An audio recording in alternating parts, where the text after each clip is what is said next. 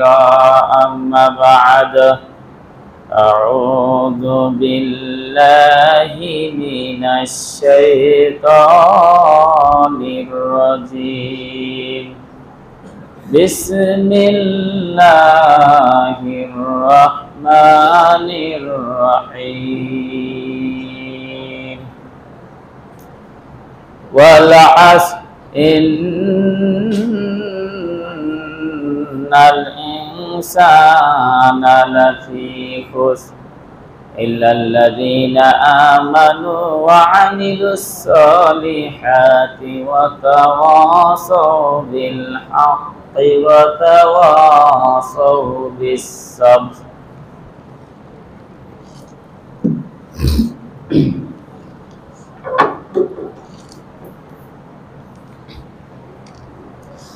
الحمد لله نحمده ونستعينه ونستغفره ونؤمن به ونتوكل عليه ونعوذ بالله من شرور أنفسنا ومن سيئات أعمالنا من يهده الله فلا مضل له ومن يضلله فلا هادي له ونشهد أن لا إله إلا الله وحده لا شريك له الذي أرسله بالحق بشيرا ونذيرا وداعيا إلى الله بإذنه وسراجا منيرا أما بعد أعوذ بالله من الشيطان الرجيم بسم الله الرحمن الرحيم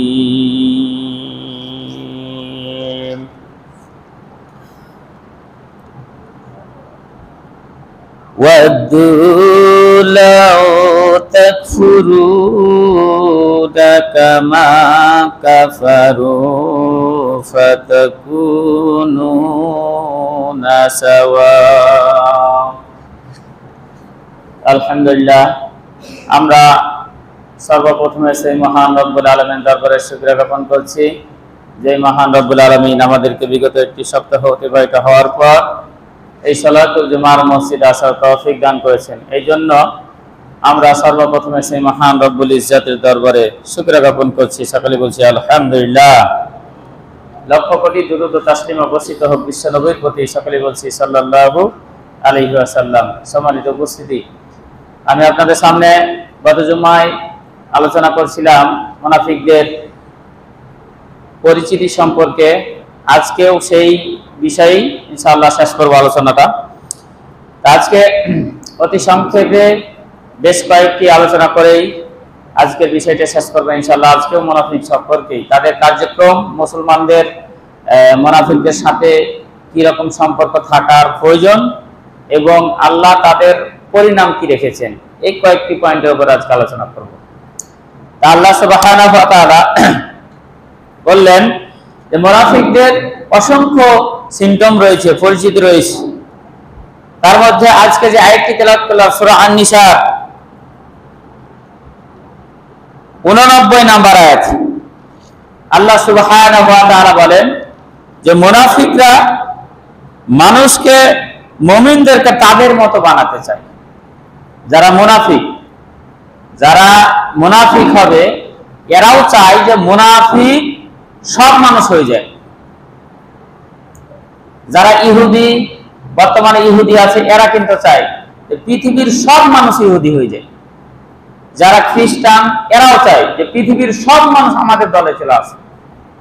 তো যারা মুনাফিক রয়েছে এরাও চায় যে কেন তারা মুমিন হবে, কেন তারা ঈমান আনবে, তারা আমাদের দলে চলে আসুক।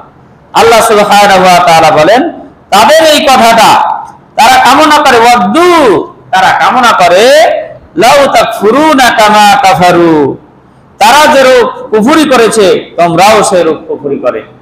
কাকে বলছেন? ইমানদারদেরকে আল্লাহ বলছেন যে মুনাফিকদের চাহিদা হচ্ছে আর একটা, এই যে তারা যেমন আল্লাহর সাথে কুফরি করছে, সব মুমিন গুলো যেন তাদের মতন আল্লাহ এবং আল্লাহ রাসূলের সাথে কুফরি করে। আল্লাহ সুবহানাহু ওয়া তাআলা স্পষ্ট ভাবে বললেন যে যাতে তোমরা তাদের সমান হয়ে যাও, ফাতাকুনুনা সাওয়া, অর্থাৎ মরার পর তারা তো যাবে কোথায়? জাহান্নামে যাবে। তারাও চায় যে সব মানুষ জাহান্নামে যাবে। সম্মানিত উপস্থিতি, তাহলে দেখুন, আপনি নিজের ভাই হতে পারেন। বিশ্বনবী মুশরিক অবস্থায় তিনি পৃথিবীতে এসেছিলেন, কিন্তু তারপর 40তম বছরে তারপর নবুয়ত দিয়ে তিনি মুসলমান হলেন, মুসলমানের দাওয়াত দিলেন। তিনি কি তার পিতা মাতাকে জান্নাতে নিয়ে যেতে পারবেন? তার দাদা,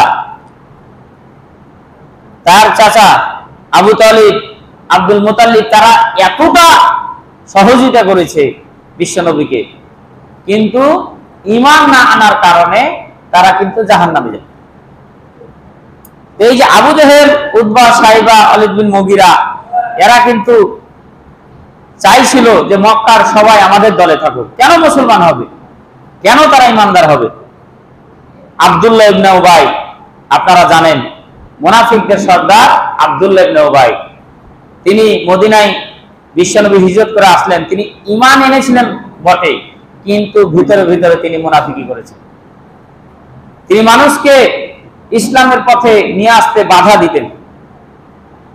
এই জন্য, আর মুনাফিক তো আপনারা জানেন, মুনাফিককে চিনার কোনো বাহ্যিক ভাবে কোনো উপায় নেই।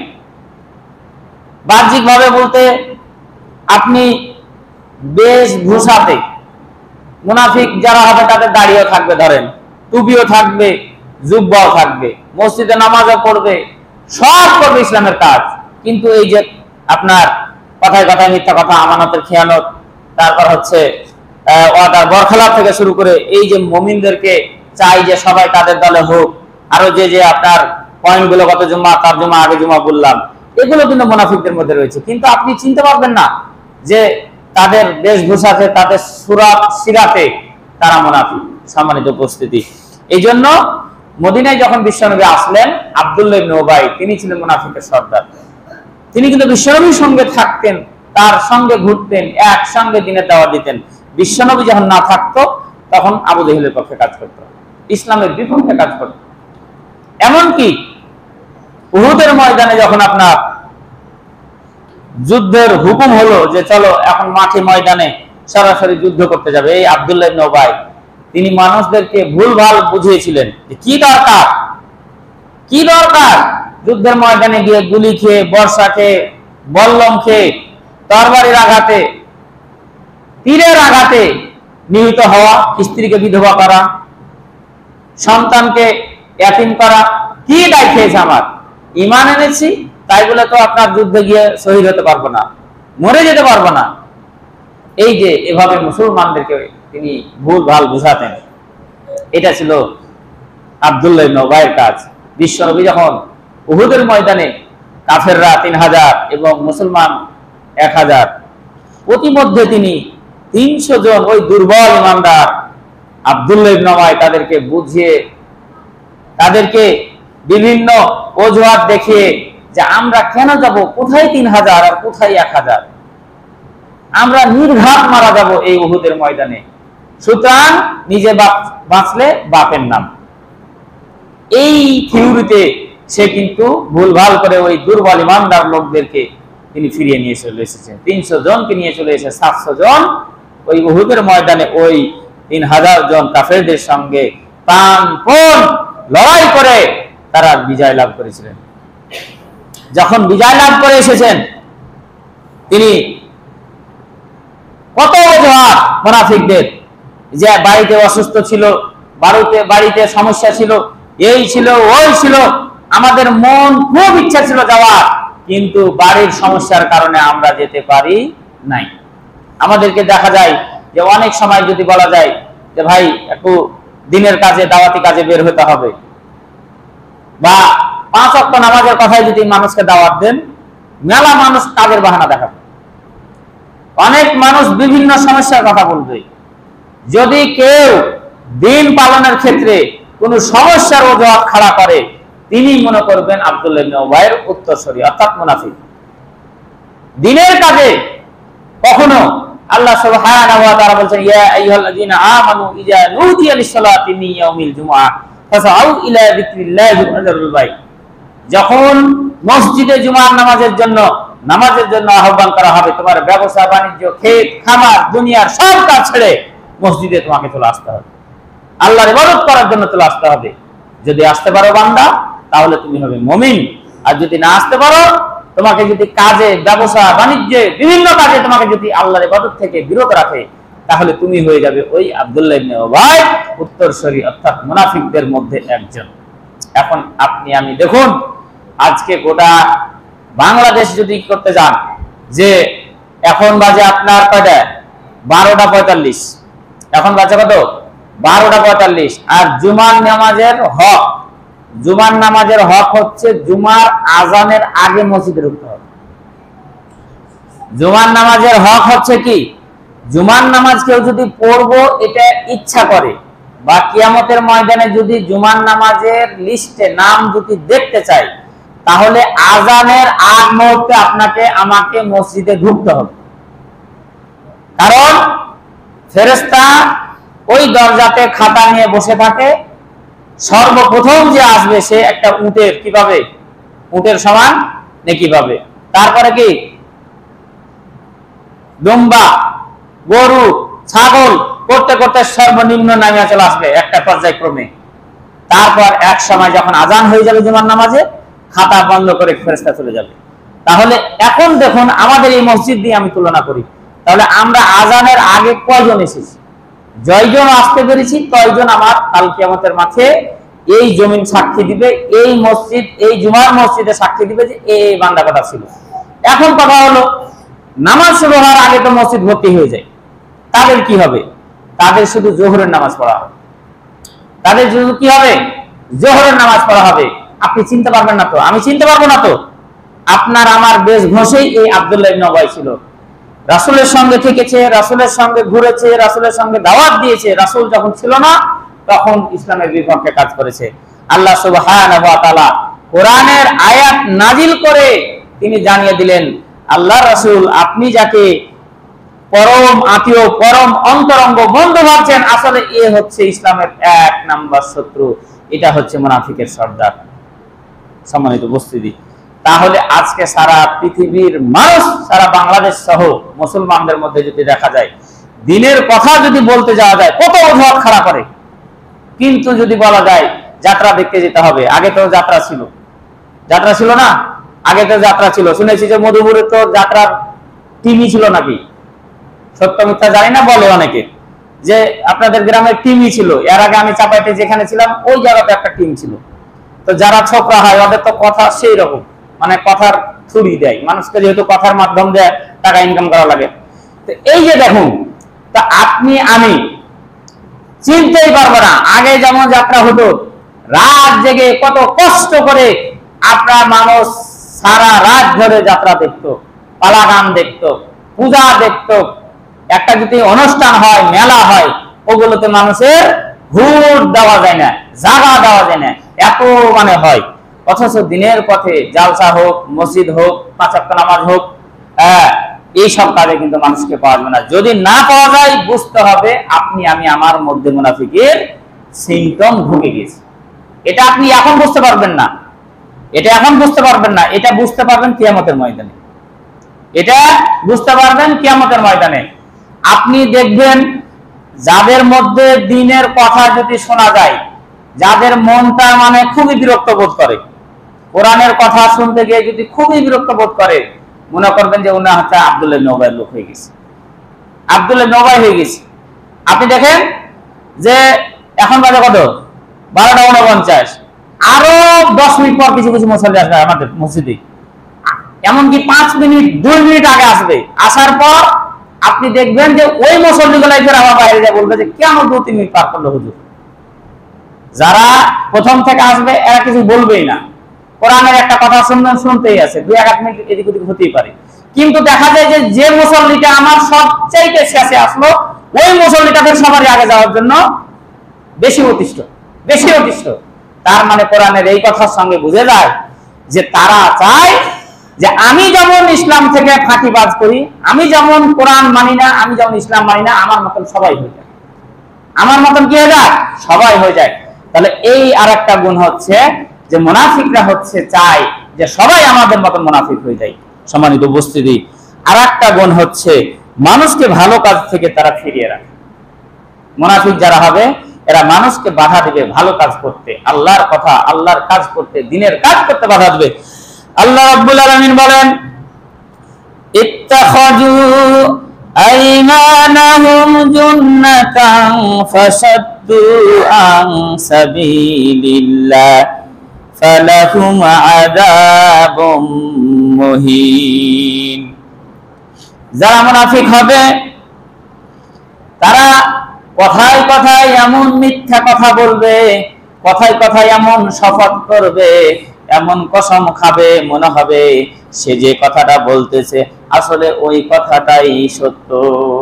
যারা একটু দুর্বল ইমানদার তারা বলবে যে ওই লোকটা ছেলের সন্তানের হাতে মাথা রেখে মানে কসম খেয়েছে যে আমি যদি এই কথাটা মিথ্যা কথা বলি আমার সন্তান মারা যাবে। কোরআনের হাতে, কোরআনের উপর হাত রেখে আপনার সত্য কথা মিথ্যা মানে শপথ করে মুনাফিক যারা হবে।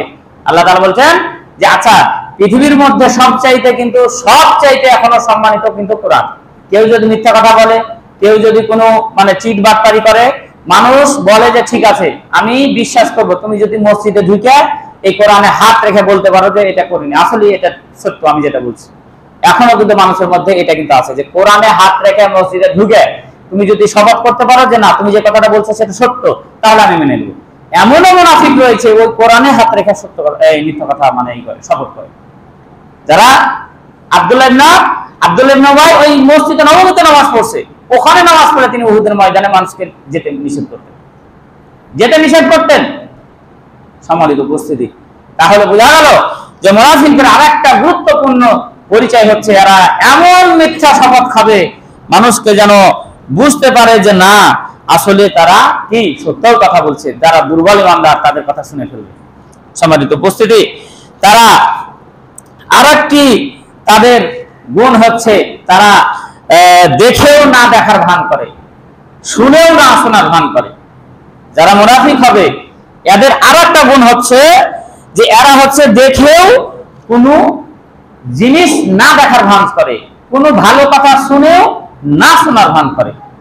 আল্লাহ রাব্বুল আলামিন বলেন, উলাইকাল্লাযীনা লা'নাহুমুল্লাহু ফাআসাম্মাহুম ওয়া আ'মা আবসারাহুম। আল্লাহ তাআলা বলেন ওই সমস্ত ব্যক্তির উপর আল্লাহ অভিসম্পদ নাজিল করেছেন, তাদের উপর গজব নাজিল করেছেন যারা সঠিক জিনিস দেখলো অথবা দেখার না ভান করে, যারা সঠিক কথা শুনলো শোনার পর তারা না শোনার ভান করে, এরাই হচ্ছে মুনাফিক। এরাই হচ্ছে কি মুনাফিক। তাহলে যারা শুনবে সত্য কথা, শোনার পর আপনার অস্বীকার করবে যে না এই কথা শুনিনি, ও দেখলো একটা সঠিক কথা, দেখার পর অন্য জায়গাতে যায় বলবো আমি দেখিনি, আমি কি করিনি দেখিনি। তাহলে এটা হচ্ছে আপনার মুনাফিকদের একটা সিম্পটম। এখন আপনি আমি চিন্তা ভাবনা করেন যে আসলে আমাদের মধ্যে মুনাফিক আছে কিনা, আমরা কতটা আমাদের এই যে কথাগুলো বলতেছি এই কথাগুলো আমাদের সাথে কতটা মিল খাচ্ছে। যদি মিল খেয়ে যায় রাগ করে লাভ নাই, ঝাল করে লাভ নাই, টাটকা মুনাফিক হয়ে যাবেন। যেগুলো বলতেছি যদি মিলে যায় এখানে রাগের কোনো কথা নাই, এখানে ঝালের কোনো কথা নাই, এটা হচ্ছে কোরআনের কথা। আপনি আমি সরাসরি আব্দুল্লাহ ইবনে উবাইয়ের সঙ্গে মিলে যাব, তার সঙ্গে মিলে যাব। এটা হচ্ছে আপনি আমি যদি বলি আমার মধ্যে যদি থাকে আমি ইমাম হিসাবে আমিও হয়ে যাব সেই দলে। এখানে তো মানে মুলবি মাওলানা হাজি গাজী বলে কোনো কথা না, যাদের সঙ্গে মিলবে তারাই হচ্ছে মুনাফিক হয়ে যাবে যদি এই কথাগুলো যদি মিলে যায়। সম্মানিত উপস্থিতি, আরেকটি তাদের গুরুত্বপূর্ণ সিম্পটম হচ্ছে তারা কোরআন নিয়ে গবেষণা করে না। যারা মুনাফিক হবে তারা কোরআন পড়তেই চায় না, কোরআন পড়তেই চায় না এবং কোরআনে কি বলতেছে আল্লাহ বুঝতেই চায় না। আল্লাহ রাব্বুল আলামিন বলেন, আফালা ইয়াতাদাব্বারুনাল কুরআনা আম আলা কুলুবিন আকফালুহা, তবে কি তারা কোরআন নিয়ে চিন্তা ভাবনা করে না, নাকি তাদের অন্তরে আল্লাহ তাআলা লাগিয়ে দিয়েছে? আসলে যারা মুনাফিক, যারা কাফির মুশরিক, আল্লাহ তাআলা এদেরকে বলছেন আসলে তারা কি কোরআন নিয়ে চিন্তা ভাবনা করে না, না আল্লাহ আসলে তাদের অন্তরটা মোহর মেরে দিয়েছে। তাদের অন্তরে একটা ঘরে যখন তালা মারা দেওয়া হয় তখন ওই ঘরে কেউ প্রবেশ করতে পারে না। একটা বাক্সে যখন মানুষ লক করে দেয় তখন ওই বাক্স ওই খুলতে পারে না, কেউ ঢুকতে পারে না ভিতরে কি আছে না আছে। আল্লাহ তাআলা ওরাই বলছে যে আসলে তারা কি ওই মুনাফিক যারা, এরা আসলে কোরআন বুঝে না, না আল্লাহ আসলে তাদের অন্তরে কি মারে দিয়েছেন, তালা মারে দিয়েছে। সুতরাং এগুলো হচ্ছে মুনাফিকের চরিত্র। আমরা এগুলো থেকে কি করব, বেঁচে থাকার চেষ্টা করব। সম্মানিত উপস্থিতি, আল্লাহ সুবহানাহু ওয়া তাআলা অসংখ্য সিম্পটম বলেছেন, তার মধ্যে আরেকটা সিম্পটম আছে শয়তান তাদের উপর আধিপত্য বিস্তার করে। আসলে মানুষ থাকে না তো পৃথিবীতে। ওই যে যখন আদম আলাইহিস সালামকে জান্নাত থেকে বের করে দেওয়া হলো, তার আগে কিন্তু শয়তান আল্লাহর কাছে কি করছিল, ওয়াদা করেছিল যে পৃথিবীতে আমাকে যখন জান্নাত থেকে বিতাড়িত করলে আল্লাহ, তোমার এই বান্দাদেরকে আমি যতদিন বেঁচে থাকবো আমার 3টা আবদার থাকলো আপনার কাছে। আমি যেহেতু কোটি কোটি বছর ইবাদত করার পর যখন এত ইবাদত আমার ধূলিসাৎ করে দিলেন, নষ্ট করে দিলেন, আমাকে জাহান্নামী যখন হিসাবে আপনি গণ্য করে ফেললেন, তখন আমাকে 3টা শক্তি দেন। আল্লাহ তাআলা বললেন কি কি 3টা শক্তি? তিনি বলে আনজিরনি ইলা ইয়াউমি ইউবাসুন, আমাকে কিয়ামত পর্যন্ত হায়াত দেন। আল্লাহ তাআলা বলছেন মঞ্জুর, আচ্ছা তোর কিয়ামত পর্যন্ত তুই বেঁচে থাকবি। আজাজিল শয়তান আল্লাহর কাছে 3টা আবদার করলো, আমাকে 3টা আমার চাহিদা পূর্ণ করেন, তাহলে দেখেন আমি কি করি। 1 নম্বর চাহিদা, আমাকে কিয়ামত পর্যন্ত বাঁচিয়ে রাখেন। আচ্ছা ঠিক আছে, তুই কিয়ামত পর্যন্ত হায়াত পেয়ে গেলি। তারপর কি বললে, বলে আমাকে এমন শক্তি দেন মানুষের রগে রগে যেন আমি চলে যেতে পারি। এই যে ঘাড়ের এখানে একটা সাহা রগ আছে, খুবই পাতলা রগ। আল্লাহ তাআলা বলেন এই রগের চাইতে পাতলা রগ আর নাই। এখানে একটু খালি এই রগটা যদি হালকা ছিঁড়ে যায় ভিতরে, আপনি বুঝতেই পারবেন না, সঙ্গে সঙ্গে আপনার শেষ। যদি এভাবে একটা যদি মারেন, তাহলে এই রগটা যদি একটু ছিঁড়ে যায় তাহলে আপনি শেষ। আপনার এই 5 হাত বডি, 6 হাত বডি, 7 হাত বডি, আপনার 100 কেজি 150 কেজি ওজনের বডির কোনো দাম থাকবে না, সঙ্গে সঙ্গে শেষ। আল্লাহ তাআলা বলছেন যে আমাকে এমন শক্তি দেন, ওই শয়তান আবদার করলো যে এই সাহারগে আমি ঢুকে দেবো মানুষের, কিন্তু মানুষ আমাকে দেখতে পাবে না। সাহারগের ভিতরে আমি ঢুকে দেবো, অথচ মানুষ আমাকে কি করবে না, দেখতে পারবে না। কেন? যদি আমি দেখি যে মানুষকে কি করলাম, ভাইয়ে ভাইয়ে আমি গন্ডগোল লাগিয়ে দিলাম, গন্ডগোল লাগায় আমি যাচ্ছি, মানুষ যদি আমাকে দেখে এই যে শয়তান 2 ভাইয়ের মধ্যে গন্ডগোল করে পালাইছে, ওকে রাখবে, আস্ত রাখবে? সন্তান এবং বাবার মধ্যে, বাপ ছেলের মধ্যে গন্ডগোল লাগবে, শয়তান যদি হেঁটে চলে যায় যে কাজ হয়ে গেছে, ওদের দুধের মধ্যে কি করছি, গন্ডগোল লাগাই দিয়েছি। যদি দেখতে পাই যে এই যে শয়তান গন্ডগোল লাগিয়ে চলে যাচ্ছে, ওকে রাখবে, আস্ত জীবিত রাখবে? আল্লাহ তাআলার কাছে এই জন্য আবদার করলে আমি শয়তানি করব, মানুষের রগে রগে ঢুকে দেবো, কিন্তু মানুষ আমাকে দেখতে পাবে না। এবং আমাকে এমন সান্ডা পান্ডা, এমন সামর্থ্য, টাকা পয়সা, এমন ক্ষমতা দান করো যেন এই পাওয়ারফুল পার্টি নিয়ে আমি কিয়ামত পর্যন্ত মানুষকে বিভ্রান্তিত করতে পারি। আল্লাহ তাআলা এটাও তাদের জন্য কবুল হয়ে গেল। এই 3টা যখন আবদার পূর্ণ হয়ে গেল, শয়তান বলছে এখন তুমি জাহান্নাম সংখ্যা বাড়িয়ে দাও আর জান্নাতের সংখ্যা কমিয়ে দাও। কে বললেন? শয়তান বলছে যেহেতু আমার ফুল পাওয়ার এখন পেয়ে গেছি, তোমার একজন বান্দাকে আমি ভালো কাজ করতে দেব না। শয়তান আল্লাহর কাছে কসম করছে, একজন বান্দাকে আমি ভালো কাজ করতে দেব না, সবকে জাহান্নামী বানাবো, সবকে আমার সঙ্গে নিয়ে যাবো আমি জাহান্নামে। সুতরাং যেহেতু বেশি লোককে আমি জাহান্নামে নিয়ে যাবো, আর জাহান্নামের সংখ্যা যেহেতু কম, জাহান্নামের সংখ্যা যেহেতু 7 আর জান্নাতের সংখ্যা 8, আপনি উল্টে দেন, আপনি জাহান্নাম বাড়িয়ে দেন। আল্লাহ সুবহানাহু ওয়া তাআলা বললেন শয়তান অত লাফাস না। হ্যাঁ, আল্লাহ সুবহানাহু ওয়া তাআলা বললেন তোকে ছেড়ে দিলাম, যা আমার বান্দার মধ্যে যেটা খালেস বান্দা, আমার ইখলাস বান্দা, যে একনিষ্ঠভাবে আমার ইবাদত করে, তুই তখন তুই যতই শয়তানি কর, যতই তাকে পথভ্রষ্ট কর, তাকে তুই পথভ্রষ্ট করতে পারবি না। এখনো শয়তান মানুষের আপনার আমার কাছে, এখনো মসজিদে আছে, এখনো শয়তান কিন্তু আপনার আমার ভিতরে ঢুকে আসে। এখনো অনেকের ভিতরে আমার মধ্যে দেখা গেল যে মসজিদে নামাজ পড়ছি, নামাজ পড়তে পড়তে আমার ব্যবসার চিন্তা চলে আসে, নামাজ পড়তে পড়তে আমার বাড়ির চিন্তা চলে আসে, নামাজ পড়তে পড়তে সূরা ভুলে যায়, নামাজ পড়তে পড়তে আমার অন্য দুনিয়াবী চিন্তা চলে আসে, ওই তখন আপনার শয়তান ওগুলো নিয়ে আসে। শয়তান আপনার বিভিন্ন চিন্তা চেতনা নিয়ে চলে আসে। শয়তানকে আল্লাহ এত ক্ষমতা দিয়েছে।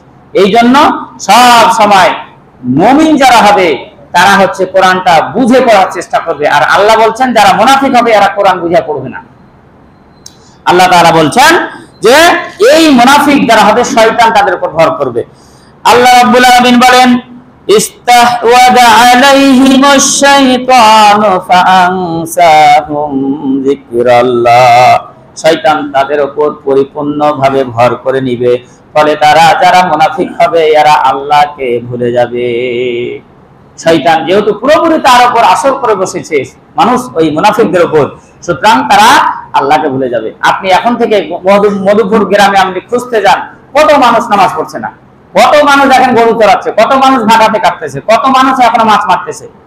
আপনি কত আপনি শুধু আপনার মধুপুর আর খুজিপুরে ঘুরতে যান, এইরকম 2টা মসজিদের সমান মানুষ এখন বাইরে ঘোরাঘুরি করতেছে। অনেকে বলছে হয়তো যাবো, আরো যাই, 10-এ নামবে হুজুর, আমি 9-এ ঢুকবো, এরকম চিন্তা ভাবনা করে অনেকে। তারপর দেখা গেল ওর নামাজ শেষ হয়ে আসতেই পারে না। তার মানে কি শয়তান তারপর পুরোপুরি আসর করে বসে, শয়তান তারপর পুরোপুরি ভর করে বসে এবং এই নামাজ থেকে তাকে বিরত রেখে দেয়। অনেক মানুষ আছে, অনেক মানুষ।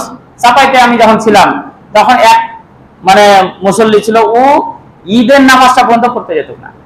জুমা, 5 ওয়াক্ত, জানাজা, হাবি এগুলো তো বাড়ি দিলাম, ও ঈদের নামাজ পর্যন্ত কি হতো না, পড়তে যেত না। এত জাহিলের জাহিল, এত জাহিল ছিল যে ও ঈদের নামাজ পর্যন্ত পড়তে যেত না। আর বেটির বিয়ের দিন সেদিন বলো যে তোর বেটির বিয়ের দিন এই 50,000 টাকা দিব বিয়া করাইতে, কারণ তো নিষিদ্ধ আছে। তাও একটা পেপারিং হোক যে সবচাইতে বেশি বাংলাদেশের মধ্যে একটা বিয়া করা হয়েছে 50,000 টাকা দিয়ে। আর মরার দিন কেউ নামাজ পড়াতে দেবে না, এত অবস্থা খারাপ। তা আপনার জাহেল আছে আমাদের মধ্যে, আসলে জাহেল সে হয় না, শয়তান তাকে জাহেল বানিয়ে দেয়।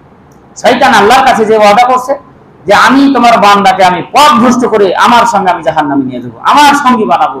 এইরকম আমাদের লোক অনেক আছে, দাড়ি রেখেছে, দাড়ি পেকে গেছে, আপনার মামলা পড়ে গেছে, কিন্তু বিড়ি সিগারেট ছাড়তে পারছে না, এখন পর্যন্ত গুড় ছাড়তে পারছে না, এখন পর্যন্ত তামাক ছাড়তে পারছে না, এখন পর্যন্ত আপনার মিথ্যা কথা বলা ছাড়তে পারছে না, এখন পর্যন্ত শয়তানি করা ছাড়তে পারছে না। আসলে শেষ পাচ্ছে না, ওগুলো শয়তান তারপর ভর করে তাকে করিয়ে নিচ্ছে। সম্মানিত উপস্থিতি, তাহলে এই মুনাফিকের একটা গুণ হচ্ছে যে শয়তান তার উপর ভর করবে, ফলে শয়তান যে কাজ করতে বলবে ও শয়তানের কাজটা করবে। সুতরাং আল্লাহ কাছে ভুলে যাবে, আল্লাহ কাছে কি করবে, ভুলে যাবে। আল্লাহ সুবহানাহু ওয়া তাআলা বলছেন উলাইকা হিজবুশ শয়তান, শয়তান যখন মানুষের উপর ভর করবে তখন আর মানুষ থাকে না, তখন সে শয়তানের দল হয়ে যায়। তখন কি হয়ে যায়, সে শয়তানের দল হয়ে যায়। আলা ইন্না হিজবাশ শয়তান হুমুল খাসিরুন, আল্লাহ সুবহানাহু ওয়া তাআলা বলছেন আর শয়তানের দল সব সময় ক্ষতিগ্রস্ত, শয়তানের দল সব সময় কি ক্ষতিগ্রস্ত। যাও, আমি আপনাদের সামনে মুনাফিকদের পরিচয় দিলাম, কিছু গুণ। এইবার মুনাফিকদের কিছু কার্যক্রম সংক্ষেপে আমি আলোচনা করি, যেহেতু সময় শেষ হয়ে গেল প্রায়। আল্লাহ সুবহানাহু ওয়া তাআলা মুনাফিকদের কার্যক্রমের মধ্যে সবচেয়ে গুরুত্বপূর্ণ একটা কাজ, এরা হচ্ছে জিহাদে যেতে নিষেধ করে, মরতে ভয় করে। মুনাফিকরা, যেটা আমি বলেছি যে মুনাফিকদের সর্দার ছিল আব্দুল্লাহ ইবনে উবাই, উহুদের ময়দানে যখন ওই মুশরিকদের সঙ্গে জিহাদের ডাক আসলো, তখন এই আব্দুল্লাহ ইবনে উবাই নিজে মানুষদেরকে দাঁড়ে দাঁড়ে গিয়ে তোমার খায়া কাম নাই, ওই যুদ্ধে যাবা আর ওই কাফেরদের সঙ্গে তাদের অস্ত্র শস্ত্র এত সুসজ্জিত তারা দল, তাদের এত উন্নত মানের অস্ত্র রয়েছে, আর মুসলমানদের হাতে শুধু তসবিহ, কিচ্ছু নাই, তাদের হাতে কিচ্ছু নাই। খালি হাতে ওই সমস্ত ঘোড়াওয়ালা যোদ্ধার সঙ্গে পারা যাবে, বল্লভওয়ালা যোদ্ধার সঙ্গে পারা যাবে, তরবারিওয়ালা যোদ্ধার সঙ্গে পারা যাবে, কি করতে খালি মরতে যাবে। এইভাবে মানুষদেরকে দাওয়াত দিয়ে সে 300 জনকে, 1000-এর মধ্যে 300 জনকে তিনি উহুদের ময়দান থেকে ফিরিয়ে নিয়ে এসেছেন। এই জন্য আল্লাহ সুবহানাহু ওয়া তাআলা বলেন পৃথিবীতে সবচাইতে যে গুনাহের কাজ ওই জিহাদের মধ্যে থেকে কেউ যদি আসে, এটা হচ্ছে কাবিরা গুনাহ। পৃথিবীতে 7টা বড় গুনাহ রয়েছে, তার মধ্যে যুদ্ধের ময়দান থেকে পালিয়ে আসা, জিহাদের ময়দান থেকে পালিয়ে আসা, মরার ভয়ে, এই কাজ যদি কেউ করে থাকে এটা হচ্ছে কাবিরা গুনাহ। পৃথিবীর 7টা বড় গুনাহের মধ্যে এটা একটা কাবিরা গুনাহ। এই আব্দুল্লাহ ইবনে উবাই এভাবে মদিনার বুকে মানুষদেরকে দাওয়াত দিয়ে দিয়ে মুসলমানদের বিরুদ্ধে, বিশ্ব নবীর বিরুদ্ধে, ইসলামের বিপক্ষে এমন খারাপ খারাপ কুৎসা রটনা করতো ভিতর ভিতর, আর অপর বিশ্ব নবীর সঙ্গে নামাজ পড়তো, মুমিনদের সঙ্গে ভালো ভালো ব্যবহার করত, কিন্তু তল তল সে জ্বর কেটে দিত। এমন খারাপ খারাপ কাজ করত। আল্লাহ সুবহানাহু ওয়া তাআলা আয়াত নাজিল করে জানিয়ে দিলেন যে আসলে এটা মুমিন নয়, এটা হচ্ছে মুনাফিক, একটা মুনাফিক। ইন্নাল মুনাফিকিনা ফিদ দারকিল আসফালি মিনান নার। আল্লাহ বলেন মুনাফিকদের স্থান হচ্ছে জাহান্নামের সবচাইতে নিম্ন দেশে, সবচাইতে নিম্ন দেশে। সম্মানিত উপস্থিতি, তাহলে বোঝা গেল যে যারা মুনাফিক হবে এরা সবচাইতে যেটা বড় কাজ করবে সেটা হচ্ছে জিহাদের ময়দানে দ্বীন প্রতিষ্ঠা হোক, তারা কখনো চাইবে না। আল্লাহ সুবহানাহু ওয়া তাআলা আরেকটা কথা বলেছেন, তাদেরকে যদি কোরআন হাদিসের কথা বলা যায়, তাদেরকে ডাকা যায়, আসেন ভাই কোরআনের কথা আসেন, হাদিসের কথা আসেন, ইসলামের কথা আসেন, তারা কি করবে শুনুন। আল্লাহ পাক বলেন সূরা আন-নাস 61 নম্বর আয়াতে, আল্লাহ রাব্বুল আলামিন বলেন, ওয়া ইযা ক্বিলা লাহুম তাআলাউ ইলা মা আনজালাল্লাহু ওয়া ইলার রাসূল রাআইতাল মুনাফিকিনা ইয়াসুদ্দুনা আনকা সুদুদা। এই মুনাফিকদেরকে যখন বলা যায় কোরআন হাদিসের পথে আসো, নবীর পথে আসো, আল্লাহর পথে আসো, আমরা দ্বীন প্রতিষ্ঠার কাজে নিজেকে নিয়োজিত করে দিই, এরা তখন কি করবে? পিছন থেকে আস্তে আস্তে সটকে পালিয়ে যাবে। এরা আস্তে আস্তে মানে আর আশা বাদ দিয়ে আপনার গোপনে লুকিয়ে পালিয়ে যাবে। এটা হচ্ছে মুনাফিকদের কাজ। তারা কখনো ভালো কাজে আসবে না। সম্মানিত উপস্থিতি, তাহার মানে বোঝা গেল যে মুনাফিকদের অবস্থা খুবই খারাপ। এরা হচ্ছে দুই মুখী সাপ, এরা হচ্ছে দুমুখ সাপ। মুমিনদের সঙ্গে মিশে থাকতে চায় এবং কাফেরদের সঙ্গে মিশে থাকতে চায়। যখন জিহাদের ডাক আসলো তখন কাফেরদের সঙ্গে তারা মিশে গেল, কারণ মরতে ভয় পায়। তাবুকের যুদ্ধে ওই সময় খুবই আপনার দুর্যোগ চলছিল, খুবই খরা, খানা নাই, মুসলমানদের টাকা পয়সা নাই। ওই সময় যুদ্ধের জন্য অর্ডার হয়ে গেল যে তাবু রোমানদের সঙ্গে যুদ্ধ করতে যেতে হবে। ওই সময় কিন্তু 80 জন লোক যেতে পারেনি, 80 জন লোক যায়নি এই মুনাফিক।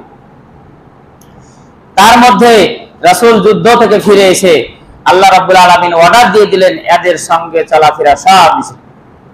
মানে ওই মুনাফিকদের মধ্যে 40 জনের মতন বিভিন্ন অজুহাত দেখে রাসূলের সঙ্গে মিশে গেল, যে আমার এই সমস্যা ছিল, ওই সমস্যা ছিল, বাড়িতে এই প্রবলেম ছিল, ওই প্রবলেম ছিল। এইভাবে কিন্তু তারা কি করলো? মানে মিশে গেল। আপনার মোটামুটি 40 জন কিন্তু মিশল না, 40 জন আর কিন্তু কি মিশল না। এরকম করতে করতে পর্যায়ক্রমে 3 জন ব্যক্তি পর্যন্ত তাদেরকে আল্লাহ হুকুম দিলেন এদের সঙ্গে চলাফেরা সব বাদ, এদেরকে এঘরে করে দাও, এদেরকে আলাদা করে দাও। 40 দিন পর্যন্ত তাদের সঙ্গে কেউ চলাফেরা করেনি। 40 দিনের পর আরো 10 দিন আরো কঠোর হুকুম আলো যে তারা তাদের স্ত্রীদের সঙ্গে মিলামেশা করতে পারবে না, সন্তানদের সঙ্গে মিলামেশা করতে পারবে না, তারা একেবারে এঘরে। এই 3 জন সাহাবী নিজেদেরকে সত্য কথা বলেছিল যে আমরা আসলে শয়তানের পাল্লায় পড়ে যাইনি। আর ওই 80 জনের মধ্যে 77 জন প্রায় মিথ্যা কথা বলে তারা বিশ্ব নবীর সঙ্গে মিশে গেছিল, যে এর ফয়সালা আল্লাহই দিবে, এর ফয়সালা কি আল্লাহই দিবে। কিন্তু 3 জন সত্য কথা বলেছিল। এরা 3 জন সাহাবী এই 50 দিন পর্যন্ত তাদেরকে এঘরে করে দেওয়া হয়েছিল। 50 দিন পর তাদের ব্যাপারে রায় আসলো যে এদের তওবা আল্লাহ কবুল করেছে। সূরা আত-তাওবাতে আলোচনা করা হয়েছে এই বিষয়টা। এই বিষয়টা সামনে অবশ্যই আরেকদিন আলোচনা করব। তো দেখুন যে আপনি আমি কত গুনাহ করতেছি, অথচ আল্লাহ তাআলা বলছেন যে মুনাফিকরা কোথায় কাজ করে? ইয়ামুরুনা বিল মুনকার ওয়া ইয়ানহাউনা আনিল মা'রুফ। দেখেন যারা মুমিন হবে এরা ভালো কাজের আদেশ দেয়, খারাপ কাজ থেকে বিরত রাখে। আর যারা মুনাফিক হবে এরা খারাপ কাজের দিকে মানুষকে আহ্বান করে এবং ভালো কাজ থেকে মানুষকে কি করে? বিরত রাখে। এই জন্য আল্লাহ সুবহানাহু ওয়া তাআলা বলছেন ইয়া আইয়ুহান নবী জাহিদিল মুনাফিকিনা ওয়াল কুফার, যে যারা মুনাফিক কাফের এদের সঙ্গে আপনি জিহাদ করেন। কোথায় জিহাদ করতে যাবেন? কাদের সঙ্গে আপনি যুদ্ধ করবেন? আগে এই মুনাফিক গুলাকে শায়েস্তা করেন, এদেরকে আপনি শায়েস্তা করেন। আল্লাহ সুবহানাহু ওয়া তাআলার সাহাবী হযরত উমর রাদিয়াল্লাহু তাআলা সব সময় ভয় করতেন যে আমার মধ্যে মুনাফিকের গুণটা না জানি চলে আসে এই রকম ভয় করতেন। সম্মানিত উপস্থিতি, যাই হোক, আমি আলোচনা শেষ করলি। আপনার আমার মধ্যে যে সমস্ত বিষয়গুলো বলতেছি সবার মধ্যে আছে, সবার মধ্যে আছে, আপনার আমার সবার মধ্যে আছে। এই সমস্ত বিষয়গুলো যেন আল্লাহ পাক আমাদের মাঝ থেকে দূর করে দেয়, সকলে আল্লাহুম্মা আমিন।